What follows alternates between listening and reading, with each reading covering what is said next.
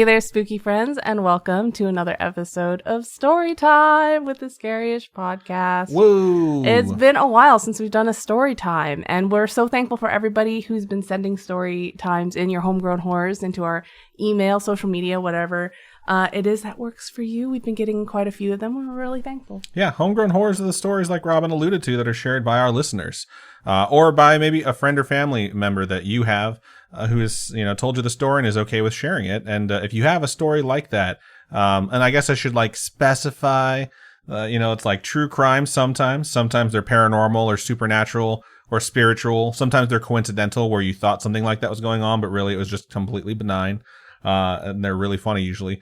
Or extraterrestrial in nature. Oh man, I want some of those. Yeah, feel free to reach out to us. Let us know. Yeah, you can read the story on the show, and we'd be more than happy to share it. Robin, for folks who have a story like that, where should they send them? So you can go to our website. We actually have a contact us page, and you can type out all that fun stuff in there. Or, easier if you type it in Word and then copy paste. That's cool too. You can also email us directly, storytime@scaryish.com. We also have a bunch of social media outlets you guys can reach to us at. Yes, facebook.com/Scarish Podcast. The Twitter is at Scarish Pod, and Instagram is at Scarish Podcast.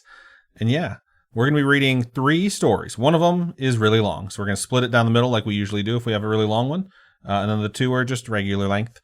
So yeah, that's what we're going to be doing here. We hope you guys enjoy this. Thank you to everyone who joined us live. If you ever want to watch us record a story time, we do record every single story time since story time number 25. Live on youtube.com/scarish, I think, and twitch.tv /scarish podcast. So it's been a while since we've done one of these. I think it's been over a month. We have enough emails where we can have several Storytime episodes moving forward. So we're going to figure out a nice cadence. I know we were thinking about trying to do one a month. And I think that's probably what we'll do. If we wind up getting more, though, we don't mind doing more story times and just doubling up on a week and giving you guys twice as much Scary-ish like we used to. So we'll see what happens with that. But for now, this is the weekly episode for weekly. Yeah. Yeah, this is the one you're getting this week. So enjoy it. But yeah, okay. I think I'm going to go first when it comes to the story. So you ready? Yeah. Strap in and enjoy. So this first one is from Rainey. And the subject is great grandma ? /feel good. So I think this one won't be scary. And if it is, let's go ahead and say, you know what? You should get a better subject because I'm expecting something that's feel good right now and not something that's terrifying. Okay. So Robin's face is shocked. She doesn't know why I'm saying any of this stuff.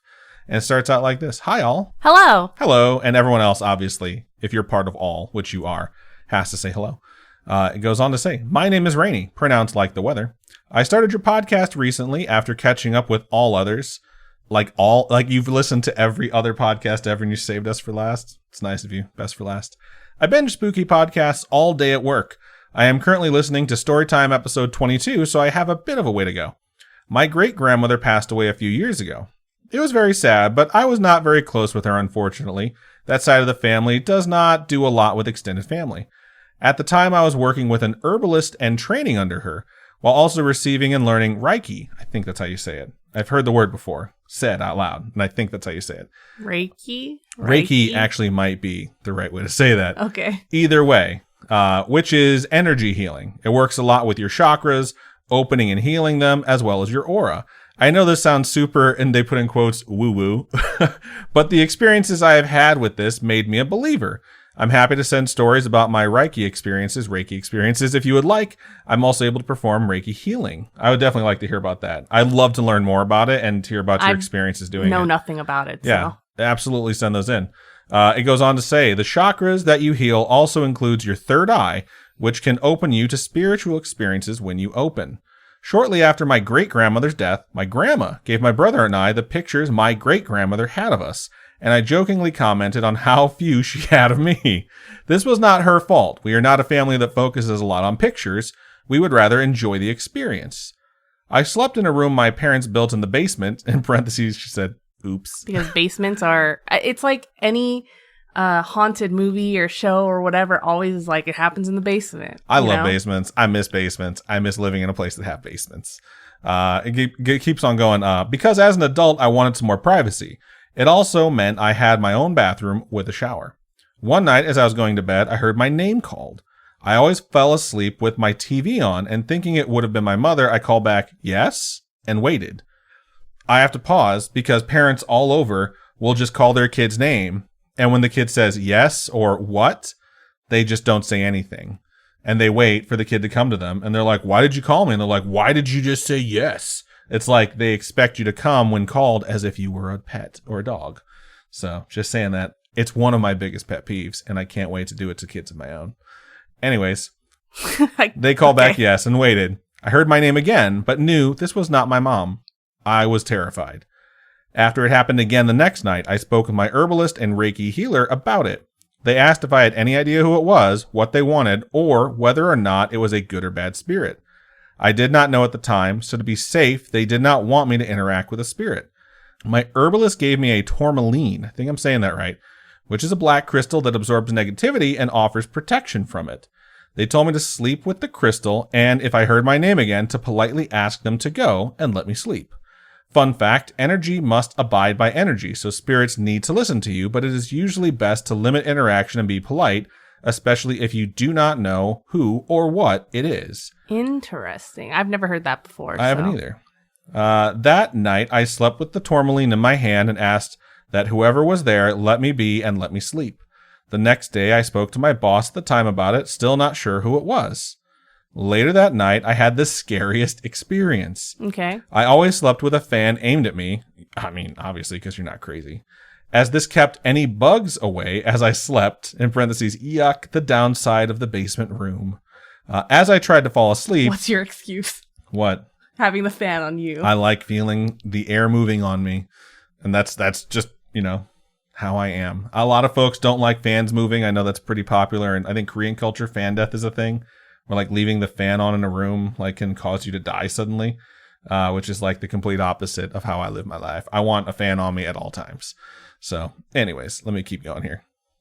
As I tried to fall asleep, I felt as though something cold grabbed my 2 or 3 toes in the middle, in between my big and pinky toe. I suddenly sprung awake. I tried to rationalize that it was the fan, but my blanket was tucked under my feet, so they were not exposed to the air or fan at all, and I only felt it on those toes, and it felt like a hand wrapped around them.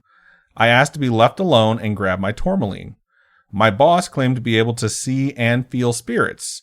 I'm not sure how much I believe her about this, but I told her about this experience the next day. She told me that she felt the presence of a grandparent and told me that she was sorry she had scared me and just wanted me to know she was there. I had chills the remainder of the day, even though my desk was directly in the sun and a very warm spot in the office. I was not sure about telling my family about this, but one night at dinner, I decided to tell my grandfather. It was his mother who had passed.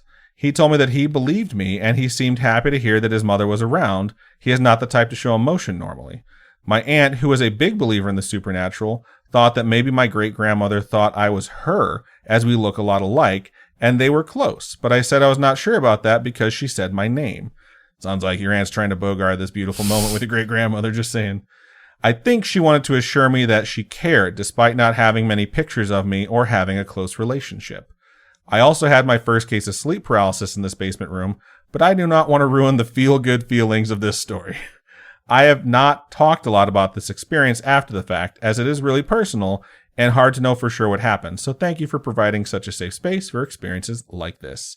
XOXO, Rainy. I think that's sweet. I think a lot of people don't get that opportunity to have experiences with family members that have passed if there's you have regrets or things like that. So I think that's cool. Yeah, I think there's a significant amount of people that have had stuff similar to this happen to them that just straight up don't talk about it. Because either you're skeptical or just straight up non-believer and you can't make sense of what's happened or reason around what could have happened, knowing what you experienced. And it's just easier to not talk about certain things. So I'm glad that you feel safe talking about it on the show. And if anyone else has a story like that, even if you want to send in the email anonymously, feel free to do so, because I do think reading these and other folks hearing them helps everyone. So thank you again, Rainey, for sending that in. We appreciate you. Yeah.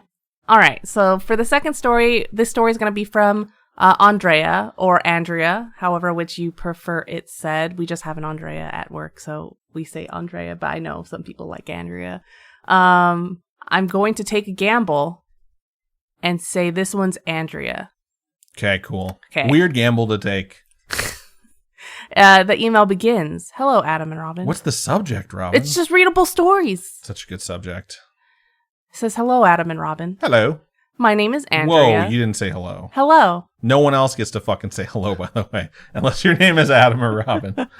My name is Andrea, she, her. Nice, nice. I wanted to start by saying that I started listening to your podcast on an 8-hour drive from Gig Harbor, Washington, near Tacoma on the Puget Sound, to Boise, Idaho in August. I'm glad to hear that folks listen to us on road trips. Yeah.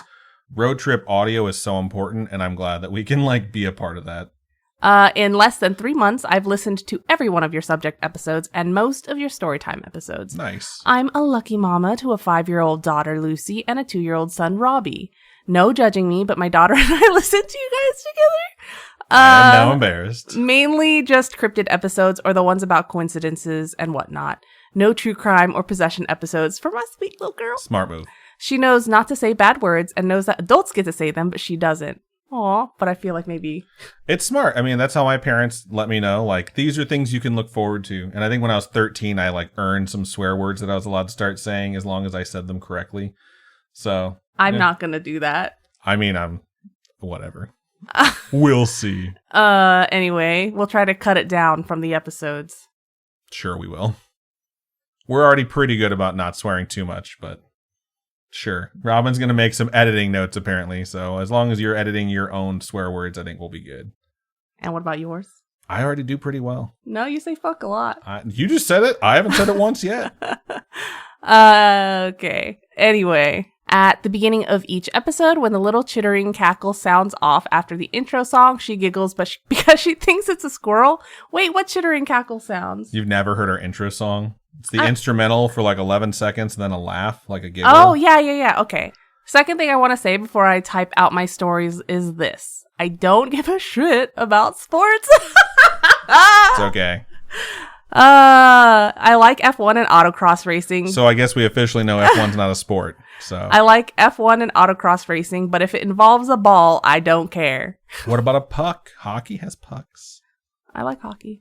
However, Adam, my 2 favorite episodes are the ones about baseball games and superstitions associated with them. Nice. That's pretty cool to know. I appreciate that. You're clearly passionate about sports, and your ability to tell a captivating story wins me over every time. Honestly, I love them. Thank you. It's very sweet. Okay. I do love sports. I just like competition, and there's compelling narratives within them, so it's fun to talk about them. Okay, now that I've gotten all of that out of my system, I know you guys aren't currently doing Storytime episodes, but I figured maybe if y'all get enough stories, you'll bring those episodes back. Smart. So, here are my stories. One is confounding, and the other I find touching. Now. Ooh, so scary maybe at the time. Yeah. Yep. Story 1. On Halloween night, 6 days ago, I had put my son to bed and was waiting for my daughter to come down from her post-trick-or-treating sugar high. My husband had a cold, so he had turned in early. Therefore, it was just my daughter and I awake. I love Halloween, but also get the heebie-jeebies on the day because I am convinced something evil is nearby. So I don't like being alone. Plus, I'd been watching scary movies every night of October, so I was on high alert. If you don't do that, you're just not doing October right. Watching scary movies every day, at least one a day, is so much fun to do in October. You gotta be watching horror stuff all year. When I met you, you never would watch any scary stuff. Now she constantly has it on. It's so funny. The other day, Adam's like, why is it that whenever you put a movie on, there's just blood and gore, and it's just... We're getting ready to go to bed, and she's like, oh, I'm so tired. She put a movie on with someone being murdered. Brutal. I was like, geez, what the hell is happening right now? So anyway, our house is a typical split-entry home from the 70s. The main living spaces and all the bedrooms are upstairs, and we have a rec room, laundry room, and garage access downstairs. Do you know what split level means? Once you walk in, you go up, and then you go down. Staircase, one go up, one go down. Yeah. I figured just in case there's some folks out there that don't know what split level means, we'd toss that in there. Thanks. Robin's apparently offended. No, Fuck anyone that doesn't know what split level means. No, I'm thrown off now. Where do I go? I decided to go downstairs to grab the clothes out of the dryer, but being a pansy, I turned to my sweet daughter and said, before bed, do you want to race downstairs then back up again with me? I think that's funny. Yeah. That's going to protect you, right? I would be like, do you want me to time you and see how fast you can come up and down the stairs? Because I'm not going down there. I was trying to make it fun, but also keep my mind from running away with itself. I may be 34 years old, but I still sprint up the stairs at night because I am convinced something is chasing me up them. So, when we run down the stairs, she hangs out with me while I swap out the laundry, and then we start back up the stairs. A little bit about the layout of our house. Once you reach the top of the stairs, the living room is directly to the left behind a wrought iron banister. The kitchen is in front of you, and the dining room is in the back left corner. This is like just like a house I grew up around. Like, it's my friend Nick's house. I swear to God, it sounds the exact same. To the right of the, little do we know, this is actually like Nick and his secret family. That'd be funny. To the right of the stairs is a long hallway with all the bedrooms and bathrooms, yada yada. There's a small L-shaped wall that separates the kitchen off from the dining room and living room, but you can walk a full circle around it. So, we race up the stairs, and since I'm carrying a laundry basket, my daughter takes a slight lead. I'm right behind her as I watch her dodge off to the left towards the dining room. I set the basket down and walk straight into the kitchen to grab a water and say, "Okay, baby girl, it's time to get in bed." No response. I know she can hear me because I know she's standing just on the other side of the wall in the dining room. I knew she thought she was being sneaky and was going to jump out at me if I came to look for her. So I started to walk into the dining room and began to repeat myself with a stricter mom voice. I started again. "Lucy, it's time for..." Rounding the corner, she's not there. Maybe she snuck behind the couch. Nope. "Lucy?" Not behind a curtain. "Lucy!" Not beneath the coffee table. "Okay, kid, you win. Where are you hiding? Come on out." "I'm not hiding, Mommy." I looked down the hall to see my sweet girl poking out from her bedroom. Fuck. "Shut up. I was waiting for you to tuck me in," she continued. And scene. That's horrifying. Y'all, there is no way she could have snuck by me to make it to her room.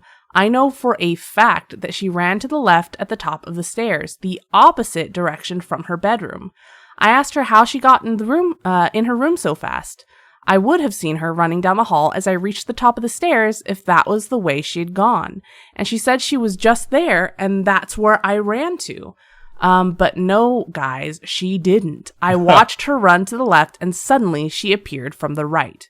Being a mom, I couldn't pry too hard because I didn't want her to sense my confusion or concern, and I certainly didn't want her to worry that something was wrong. So I tucked her in bed, got into my bed, and laid awake for a long time trying to figure out what the fuck had just happened. I wonder if she ran to the left, and when you went to get the water, she like immediately zipped back. So when you asked her, oh yeah, she was just like, "Oh, this is where I ran the whole time." Because to her, like, it was a complete circuit, and she wound up at her destination, which was her bedroom. But that's just my speculation on maybe she just didn't realize what she was saying. So the next morning, I called my husband while he was at work. He leaves before I wake up, so that was as soon as I could talk to him about it.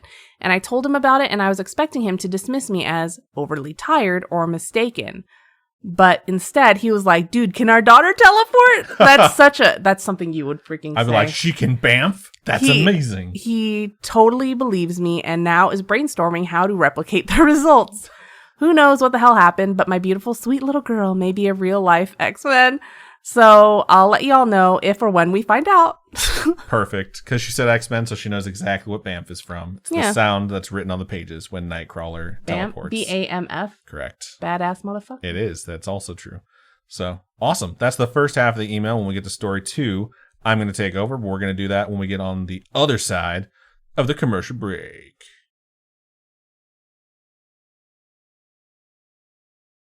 And we are back. So we're going to get into the second half of the email from Andrea or Andrea. We're not sure how to pronounce it, but we hope we at least got it right one time. Maybe you can be Andrea and I was Andrea. I think you said both of them multiple times, so I'm going to keep going and give other words credence. All right, story 2. When I was 14 years old, my great-grandfather, a lot of fucking great-grandparents in this episode. That's crazy. I don't remember any of mine. Like, none of mine were alive. Yeah, same. Yeah. Same. All right. When I was 14 years old, my great-grandfather, who lived 2 states away, was diagnosed with rapid onset dementia. We were told that he had 3 to 6 months left. He was old as hell and had lived a good, loving life. So as long as he wasn't in pain, we were all mentally prepared to lose him and let his soul rest. Relevant information. I was raised that you do not wake up my dad. Same here. Never wake up dad. He worked for Boeing and had to get up at 3:30 a.m. for his commute into Seattle, so you let the man sleep. My dad worked shift work, so if your dad was sleeping, it meant that he had to get up and go to work, even if you didn't know if he was 311s, midnights, or days. He needed to sleep because he had at least an hour drive. I was thinking about this earlier today. My dad had a stretch at one point in my life where he worked, I think, 38 days in a row, and he was on minimum 12-hour shifts, but he was taking overtime, so almost every day of that was 16-hour days. And so he would drive to work for 16 hours, drive home, and have exactly 6 hours to sleep, eat, parent his kids, and sleep. So he would come home, scarf food, ask us how everything was, and then go to sleep immediately. And if you woke him up, he would be upset. So I totally get it. I'm going to get back to your story, though. I apologize. So you're not allowed to wake up your dad. For example, one time there was a huge spider in my room, and I stayed up all night staring at it crying because I was too scared to kill it. But I knew my dad would be pissed if I woke him up for something other than a fire or an intruder. That's so sad. It's pretty funny, though. So anyway, one night, only 3 weeks after my great-grandpa's diagnosis, I woke up and started sobbing. I looked at the clock. It was 11:27 p.m. I will always remember what time it was. I was in a full-blown meltdown and decided, fuck it, I needed my dad. I knocked on my dad's door and asked if I could come in. He could hear the ache in my voice and called me in. I sat on the floor beside his bed and he asked me what was wrong. I told him, Grandpa is dying, between sobs. He pulled me up onto the bed with him and cradled me in his arms, something my dad hadn't done in a few years as I was now a teenager. And he said, I know, honey, I know. And I said, no, Dad, he's dying right now. He's not dead, but I can feel him letting go. I can feel him leaving. He's going to be gone very soon. I fully expected my dad to think I was insane, but instead he responded, I bet you're right. I know that your great-grandpa loved you and your sister dearly, and I believe fully that his soul would come through on his way to the afterlife. How beautiful that he wanted you specifically to know. Take comfort in his love for you and rest easy knowing he will soon be at peace. That's really sweet. It is. I cried on him for a little while longer and then went back to my room to go back to bed. The next morning I went to school. I told my best friend about the weird event of the night, but told myself that my great-grandpa was totally fine, beyond his dementia, and chalked it up to me just being a hormonal teenager. Aw, what self-awareness. When my dad got home from work that day, I asked him how Grandpa was. He looked at me with a knowing, caring, but sad smirk and said, Grandpa passed away late last night. My stomach dropped. I had to know. What time, Dad? 11:31 our time, he responded. 4 minutes after I had snapped awake. Wow. I don't know how I knew. I have just decided over the years that my dad was right. As my great-grandpa's soul was loosening its grip from its shell, it drifted through to me to say goodbye. He was a good man, and I was blessed to have had him until my teen years. I'm trying to think if I had any interaction with my great-grandparents right now. I'm like, I really don't think there's even a picture out there of me being held. I'm going to have to ask my parents. I'm pretty sure on my dad's side for sure. I'm just like, man, did I really not know my great-grandparents at all? Anyways, okay, I'm sorry. I'm sorry to interrupt. My mind started drifting while I was reading, so my mouth followed it. I apologize. All right. He was a good man, and I was blessed to have had him until my teen years. I know very few folks who get to really know their grandparents. I hope my stories made sense. It's been a while since I've written out anything longer than a text. Also, closing note, in one episode, Adam mentioned a band called Hot Hot Heat, and it blew my effing mind. They're my favorite band in my teen years, and I saw them like 7 times live. No one knows who they are. Kudos. Well, shout out to my friend Lucas, because he will give you a lecture every time you talk about Hot Hot Heat. That Hot Hot Heat warmed up the world for the Killers. Oh my god. He loves using that pun. And I say it every time I bring up Hot Hot Heat too. I can't wait for Garrett to text you later and be like, oh my god. He's going to be like, Hot Hot Heat was awesome. I think Elevator was the album that we started listening to. Anyways, thank you so much for sending all those stories in. They were fantastic. And again, it must have been something we talked about around this exact time about grandparents or great-grandparents that like kicked off everyone, but I feel like one person said that they had just caught up on all of our episodes, and then one person had just started listening to us and was like 20 story times in. So it's just coincidence, and it's kind of crazy. Yeah. So either way, thank you so much, Andrea, or Andrea, whichever one it is. Or if there's another pronunciation for sending those in, we appreciate you. For the last story of the episode, this one's from Sarah, and it goes, Dear Adam and Robin. Hello. Hello. I mean, dear. Hello, dear. Fuck, I screwed that up. I want to first say quickly that I go through periods of time where I stop listening to your podcast whenever I catch up, just so that I can give myself a pile of episodes that I can binge through. I do the same thing. So I went on my most recent scariest break, and the first episode I pulled up damn nearly made me throw up from fear. You guys had some bone-chilling episodes and such, but I have never gotten to the point where I quite literally almost vomited from fear. This episode was it. It was Adam's personal story, episode 275, Adam's Haunting. And let me explain why. I, like Adam, have never explained this to anybody ever, save for one single time. On a road trip, super coincidentally, as I was driving through Vegas area, somewhere near Nevada, or in Nevada, the person I told this to was my father. I don't think I was able to explain the experience, as my dad was just sort of confused and didn't have much to say about it. I was about 25 or 26 when I tried to explain this happening, and never again tried to explain it to anybody since then, until this moment. When I was very, very young, also one of the very first memories that I can remember. I must have been around 3 or 4. Basically, everything that you described, Adam, I would think about the universe and how teeny tiny I was, just a child. I wouldn't think about Abraham Lincoln or any specific person. I would just imagine the universe in my mind. This sort of is crazy to me because I'm thinking about how does a 4-year-old know what the world or the universe looks like? But I literally would almost feel like I would leave my body and could see the entire galaxy.